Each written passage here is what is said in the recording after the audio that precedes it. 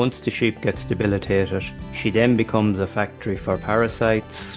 If she lambs down, her colostrum is probably going to be poor quality. Her lambs then are going to be factories for E. coli in the first day or two, for crypto and at a week of age, coccidia at a month of age, and at 2 months of age, nematodirus on into your stronghold. So your infection pressure throughout your flock gets raised, which can be detrimental. Hello, I'm Kieran Lynch, and welcome to OviCast, the Chocolate Sheep podcast. Each episode will bring latest insights, advice, and technical updates for the sheep industry. Seamus Fagan from the Department of Agriculture's Region Veterinary Lab in Athlone joins us in this week's episode. Now, with many flocks completing the final check over ewes before going to ram, Seamus highlights some of the teeth problems that have been seen in the lab in recent years that are going underdiagnosed and how this is contributing to thinner ewes. We focus on particular molar teeth problems, how they present and the impact that they can have. We also discuss other health issues this autumn, in particular clostridial challenges. Finally, Seamus emphasised the importance of monitoring ewe condition over the coming months and investigating any causes of ill-thrift.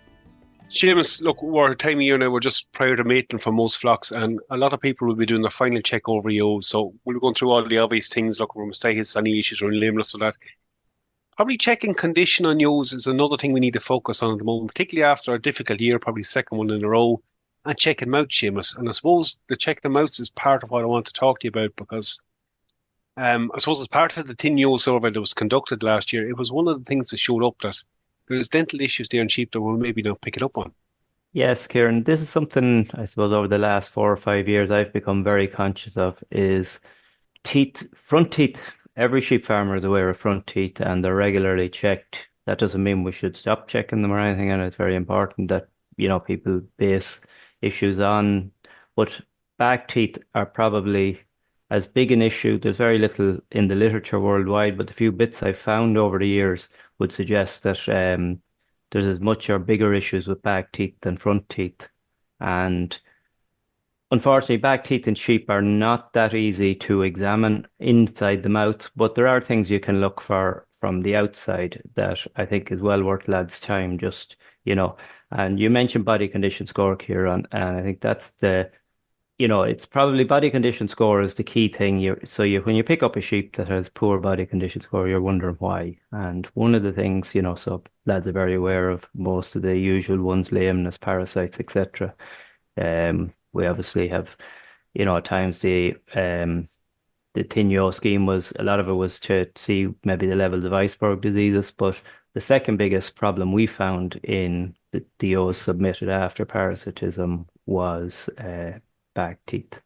And probably from the outside looking in at that, you were experiencing it because you were seeing it coming into the lab on a more regular basis. But looking in from the outside, Seamus, it would seem an obvious one maybe to pick up, but you wouldn't think it would have been as high of an issue. So I wouldn't have thought it was a high issue. That those dental issues were probably a basic thing underlying why that sheep was thin. Yeah, again, I think what would have been submitted is, if people have thin ewes, but they know they have lameness or they know they have a serious, that it's front teeth or the age of sheep or other, mastitis or whatever that may cause thin ewes, I suppose fellas that are able to diagnose them fairly well themselves. So what we would have got is, in the thin ewe schemes, is fellas who had a bit of frustration having thin ewes and not knowing what it is. So that's probably why the back teeth cropped up as high, is just it's an awareness thing, and I suppose that's what we're trying to do, Kieran, is raise awareness of back teeth and the problems that can cause. So we'll maybe focus on that for a minute. So we deal with the incisors first, or our front teeth. So look, we have the usual from none present to broken teeth, and obviously the implication I think, Seamus, any missing teeth of that is limiting intake. That's a fairly straightforward one for us to check. It's not saying it's not also related, but it's fairly straightforward to check. Yeah, it's fairly straightforward to check. I think most sheep farmers are well used to checking them, and and if they see a sheep maybe drooling a bit, or when they're aging their flock or whatever, it's something they're well aware of and they will pick up relatively quickly. But in terms of our molar teeth, so in the front ones we said they're either missing, they're broken, they're there. What is the issue you're seeing with the molar teeth? It ranges from, I suppose, big abscesses in the jaw to misaligned teeth to the cud being caught between teeth. When they're misaligned, then the wear is uneven, so they get very sharp edges on them, and that can penetrate the gum. So that's kind of the range of a Kieran. So you're actually getting active infections, you get swelling in that area. From a diagnosis point of view, for a farmer going out checking sheep at the moment, for those that, like, I suppose the ones you'd focus more on are the ones that are thin, or maybe the ones that are older, Seamus, so probably is probably more prevalent in those. But I suppose we're feeling along the very back of the jaw from the outside. Yeah, so you have the top and the bottom. So the bottom, the two jaw bones, rub your hand along them. Um, and if you notice, like the simplest way is, lucky there is two jaw bones, so you're kind of comparing one with the other. And if you notice one noticeably thicker than the other, that's usually a large abscess in the jawbone from a tooth. And we've all had a toothache or a tooth abscess. We only have to use our teeth maybe for half an hour a day. Sheep has to use them for 8 or 12 hours, the back teeth. So you can imagine how quickly it'll debilitate her. So you're looking for that lump or that misalignment on that back jaw. That's the physical sign. And I suppose anyone who runs their hand back along it for those problem cases, it is fairly obvious in the more severe cases anyway. Yeah, it's fairly obvious, and similarly along the top jaw. Again, you're just rubbing your hands along and seeing if you can see, a difference on either one side to the other is the most obvious one. You can, by looking at a sheep straight on, sometimes you'll see maybe one jaw pouched out a bit, one cheek pouched out a bit. That can be often a sign of an issue, even from the cud being caught there between teeth. One of the you have the drooling then, if if she's very stained around the front of the mouth, sometimes that can be front teeth, but often it's actually the back teeth that's causing the drooling when she's chewing the cud. And probably the other one that it can be an indication is poor rumen fill. So when you look at the sheep, she's slack over the flank where the rest of the sheep are nice and full. And that again just indicates that she's not able to get in as much and chew as much as she should be. Gosh, look at all these things lead on to something else. So like there's a pain issue there, there's an intake issue. But if that sheep is suppressed from point of view intake or pain, obviously it also leaves them more open to other infections and the sheer lack of thrive goes back to what you mentioned earlier about body condition. All them things are pulling that back. Yeah, and it's a vicious cycle, if you want to call it, Kieran. Once the sheep gets debilitated, she then becomes a factory for parasites. If she lambs down, her colostrum is probably going to be poor quality. Her lambs then are going to be factories for E. coli in the first day or two, for crypto and at a week of age, coccidia at a month of age, and at 2 months of age, nematodirus on into your strong gut. So your infection pressure throughout your flock gets raised, which can be detrimental. And the reality is the only treatment in that particular case is culling that sheep. Yeah, there's no cure in these. No, no. We put it out there that that is something that definitely needs checking. The mouths obviously from the incisors need checking, but it's a very quick process to run your hands back on the other ones and maybe spend a bit extra time with that sheep that's pining that little bit, not pulling up. I'm thinking of another one just semi-related, and again, it's a time of year where we're dosing sheep. There might be some mineral bolusing going on. You also probably see a little bit of dosing gun injuries. We're talking about that cudding and that drooling.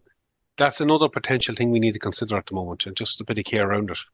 Yeah, we regularly get lambs and ewes in with that. Sometimes we can't be, but they have all the hallmarks of what I would call a dose and gun injury. Like we can't always be certain what exactly caused the trauma, but sometimes we can be because we found the bolus is lodged outside the esophagus. So in that case, yes. But it's a bit of care. It's making sure the gun is in good repair, a little bit of time, make sure you're putting it in the right place, that the sheep is properly restrained when you're trying to bolus it. That injury, Seamus, that mightn't necessarily be obvious just at the time of dose. On average, I would say they die maybe about 4 or 5 days later, but definitely up to a fortnight later, they can still die from it. So just another thing to take care of. Look, Seamus, this autumn, have you seen anything else has kind of cropped up, a higher instance of conditions we should be aware of in the lab? I suppose blackleg has hit the headlines a fair bit, but my take home message from that to some degree is that it's a clostridial. While sheep may not be susceptible to that particular clostridial, I would expect that there will be a big infection pressure this back end from Clostridia in sheep. So I think people need to have their vaccines up to date and their proper dose, proper primary dose given, because on the cattle side, we've seen where lads have either not done it or even would have got away with one shot in a primary dose, are not getting away with it this year because of the infection pressure from Clostridia. And probably the cohort we need to focus on most here, if the program is in place for the ewes on the farm, if there's replacements bought in, or maybe your own new lambs that you're keeping on through it, rather than wait till next spring to add them on to it, if there's new animals in, they really should be enrolled in that program from the minute they come in. Yeah, I think there's no point in risking them, or, the longer they're without it, the higher the risk. And, particularly think the risk could be particularly high this winter. Like Seamus, so what we talked about in our teeth issues is a basic check we can do. But I suppose it does also highlight something else, like where we've sheep that are maybe pining, that went into the ram in good condition, or that are already thin. It's always worth checking out why they're thin, and I suppose especially in the case of we had any sudden losses. Yeah, I think, Kieran, body condition scoring are, regularly through the year. And then to me, then you're pulling out the ones that have got thin. Can you identify some obvious reason they're gone thin? If you can't, it may be worth running them on, the better, looking after them a bit better. But if after a couple of weeks or a month, they're still not responding, I think you have to seriously think of culling them, because over the years, we just talked about immunosuppression and the problems they cause to your flock.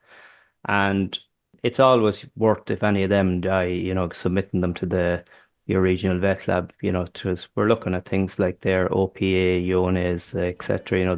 The iceberg diseases may be getting into your flock, and the quicker you can identify them, the quicker you can do something about it. I think it's a very valid point. Seamus, look, always good chatting. I really appreciate you going on. Thanks, Kieran. We'll leave it there for this week's episode. I'd like to thank Seamus again for coming on with us and giving us insight in some of the challenges seen this out, and in particular highlighting those dental issues we see in sheep and the need just to do that final check over before going to the ram. That's it for me for Updates on the Sheep programme. Keep an eye on our Twitter page at Teagasc Sheep. I'm Kieran Lynch. Thanks for joining us. Don't forget to subscribe and follow us for more episodes.